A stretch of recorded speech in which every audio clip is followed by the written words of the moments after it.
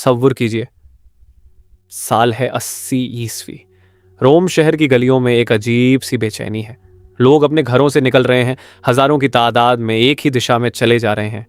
मंजिल है एक ऐसी इमारत जो अभी अभी बनकर तैयार हुई है, इतनी बड़ी, इतनी बुलंद कि दूर से देखने वालों को यकीन नहीं होता कि इंसानी हाथों ने इसे तराशा है। ये इमारत है कोलोसियम। दोस्तों, आज हम बात करने वाले हैं दुनिया की सबसे मशहूर, सबसे रहस्यमयी और सबसे खौफनाक इमारतों में से एक की। एक ऐसी जगह जहां कभी तालियों की गड़गड़ाहट और चीखों की आवाजें एक साथ गूंजा करती थी। अगर आप इतिहास, आर्किटेक्चर या ट्रैवल के शौकीन हैं तो ये वीडियो आखिर तक जरूर देखिएगा, क्योंकि आखिर में मैं आपको बताऊंगा कि आपको जिंदगी में एक बार कोलोसियम क्यों जरूर देखना चाहिए। तो चलिए वक्त की सुई को पीछे घुमाते हैं। बात है पहली सदी ईस्वी की। रोमन सल्तनत उस वक्त अपने पूरे शबाब पर थी। बादशाह नीरो के जुल्म और उसकी अय्याशियों से जनता तंग आ चुकी थी।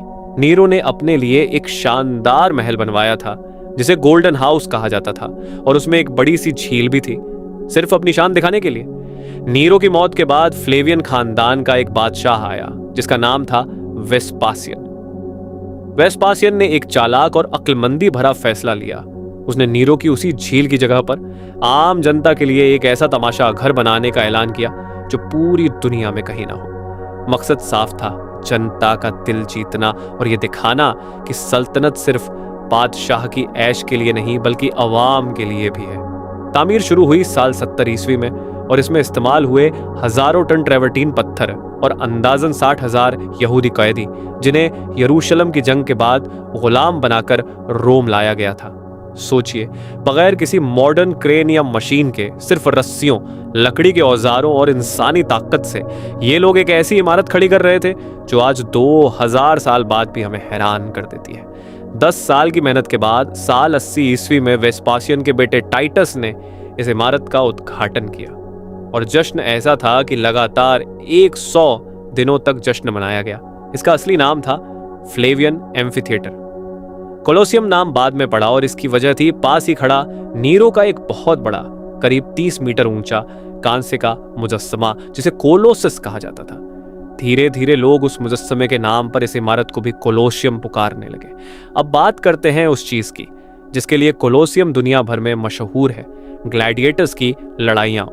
कोलोसियम में करीब 50,000 से 80,000 लोग एक साथ बैठकर तमाशा देख सकते थे। यह आंकड़ा आज के किसी बड़े फुटबॉल स्टेडियम के बराबर है, और याद रखिए ये 2000 साल पहले की बात है। यहाँ ग्लैडिएटर्स आपस में तलवारों, नेजों और ढालों से लड़ते थे। कुछ ग्लैडिएटर गुलाम होते थे, कुछ जंगी कैदी, और हैरानी की बात यह है कि कुछ आजाद इंसान भी थे जो शौहरत और पैसे के लालच में खुद अपनी मर्जी से ये खतरनाक पेशा चुनते थे। लड़ाइयां सिर्फ इंसानों के बीच नहीं होती थी। कोलोसियम के नीचे जमीन के अंदर एक पूरा भूल भुलैया जैसा तहखाना था जिसे हाइपोजियम कहते हैं। वहां शेर, बाघ, हाथी और यहां तक कि जिराफ जैसे जानवर रखे जाते थे जिन्हें लिफ्ट और पुलिस सिस्टम के जरिए अचानक अखाड़े के बीचों बीच उठा लिया जाता था, तमाशाबीनों को हैरान करने के लिए। ये उस दौर की इंजीनियरिंग थी जिसे आज भी माहिर लोग जीनियस कहते हैं। और सबसे दिलचस्प बात, कहा जाता है कि कोलोसियम में कभी कभी उसकी छत जैसा एक विशाल कपड़े का शामियाना, जिसे वेलेरियम कहते थे, नौसेना के जवान रस्सियों के जरिए खींच कर लगाते थे ताकि धूप से बचाव हो सके। यानी 2000 साल पहले ही रोमन लोगों के पास कुछ आज के स्टेडियम रूफ्स जैसा आइडिया मौजूद था। लेकिन इस चकाचौंध के पीछे एक तल्ख हकीकत भी थी। यहाँ हजारों इंसानों और लाखों जानवरों की जान गई। ये तफरीह थी, मगर बड़ी कीमत पर। रोमन सल्तनत जब कमजोर पड़ने लगी तो कोलोसियम की रौनक भी फीकी पड़ती गई। 6ठी सदी के आसपास आखिरी बड़े खेल यहाँ हुए, और उसके बाद ये जगह धीरे धीरे उजड़ने लगी। सदियों तक कोलोसियम की हालत बद से बदतर होती गई। जलजलों ने इसकी दीवारों को हिला दिया। खासकर 1349 के भूकंप ने इसके एक बड़े हिस्से को गिरा दिया। लोग इसके पत्थर उठाकर अपने घर, गिरजाघर, यहाँ तक कि वेटिकन के कुछ हिस्से बनाने में भी इस्तेमाल करने लगे। कुछ समय के लिए तो यहाँ घास फूस उगाई और ये जगह भूली बिसरी वीरान इमारत बनकर रह गई। लेकिन कहानी यहीं खत्म नहीं होती। 18वीं सदी में पोप बेनेडिक्ट 14वें ने कोलोसियम को एक मुकद्दस जगह घोषित किया, क्योंकि माना जाता था कि यहाँ बहुत से ईसाई शहीद हुए थे। इसी वजह से इसे गिराए जाने से बचा लिया गया और यहीं से इसकी संभाल का सफर शुरू हुआ। आज यानी 2026 में कोलोसियम दुनिया के सबसे ज्यादा घूमे जाने वाली जगहों में से एक है। हर साल 60 लाख से भी ज्यादा लोग इसे देखने आते हैं। साल 2007 में इसे दुनिया के न्यू 7 वंडर्स यानी नए 7 अजूबों में भी शामिल किया गया।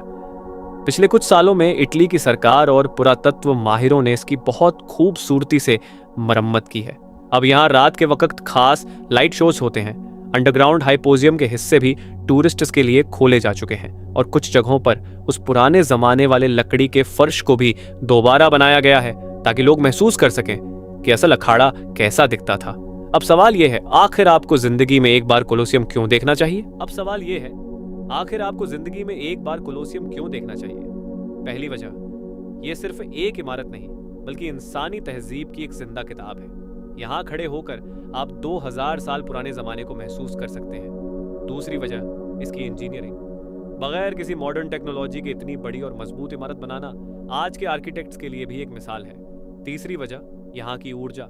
जब आप उन गैलरियों में चलते हैं, उन सीढ़ियों पर खड़े होते हैं जहाँ कभी हजारों लोग तालियां बजाते थे, तो एक अजीब सा सिहरन दौड़ जाता है बदन में। और चौथी वजह, रोम शहर खुद। कोलोसियम के आसपास रोमन फोरम, पैलेटाइन हिल जैसी जगहें भी हैं, जहां आप पूरे एक दिन में कदीम रोम के दिल में घूम सकते हैं। अगर आप इतिहास से मोहब्बत करते हैं, अगर आपको लगता है कि पत्थर भी कभी कभी कहानियां सुनाते हैं, तो कोलोसियम आपके लिए एक ऐसी जगह है जहां आपको एक बार जरूर जाना चाहिए। तो दोस्तों, ये थी रोम के कोलोसियम की दास्तान। शान से शुरुआत, खून और तालियों से भरा दौर, फिर वीरानी और आखिर में एक शानदार वापसी। ये इमारत हमें सिखाती है कि वक्त कुछ भी मिटा नहीं सकता, अगर कोई चीज़ वाकई अजीम हो। अगर आपको ये वीडियो पसंद आया हो तो लाइक कीजिए, चैनल को सब्सक्राइब कीजिए और कमेंट में बताइए कि आप इटली में और किस जगह की कहानी सुनना चाहेंगे। मिलते हैं अगली वीडियो में एक और नई दास्तान के साथ। तब तक के लिए खुदा हाफिज।